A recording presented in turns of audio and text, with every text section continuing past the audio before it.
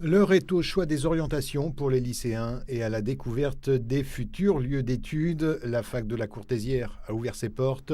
C'est l'occasion de s'informer des cursus proposés et de découvrir l'environnement. C'est vrai que c'est différent du lycée, donc oui, ça fait peur un petit peu quand même.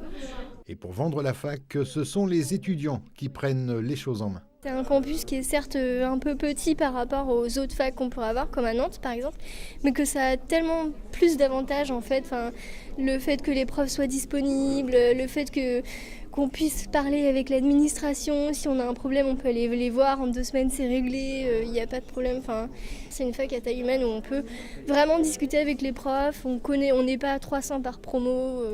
Alors les 1350 étudiants de la fac lyonnaise seraient-ils plus choyés qu'ailleurs ? Je crois aussi qu'il faut que les étudiants soient bien en dehors de leurs études, qui doivent être studieuses, mais il doit y avoir autre chose, du sport, des activités culturelles, associatives. Il faut qu'il y ait une vie de campus, que l'étudiant ne se sente pas isolé, qu'il s'intègre, qu'il se sente bien. C'est, je dirais, un des facteurs principaux de la réussite du cursus universitaire.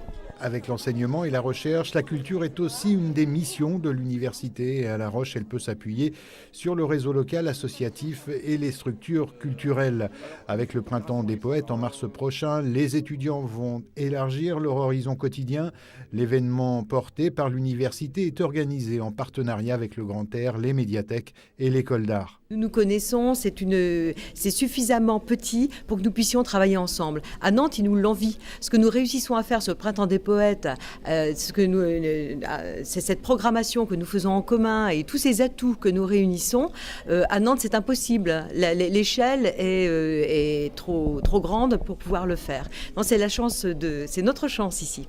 Sans compter bien sûr l'offre de formation, licence et licence professionnelle, DUT, master, diplôme universitaire. La rentrée 2011 verra également la création d'une licence pro en robotique.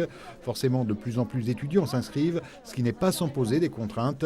Le nouvel IUFM est attendu. On commence à se sentir un peu à l'étroit, mais le bâtiment de l'IUFM qui est prévu pour 2014 arrive. Donc dans moins d'1 an, on va poser la première pierre avec plus de 1000 mètres carrés, donc consacré à l'UFM bien sûr, mais qui va apporter un souffle à toutes les autres formations.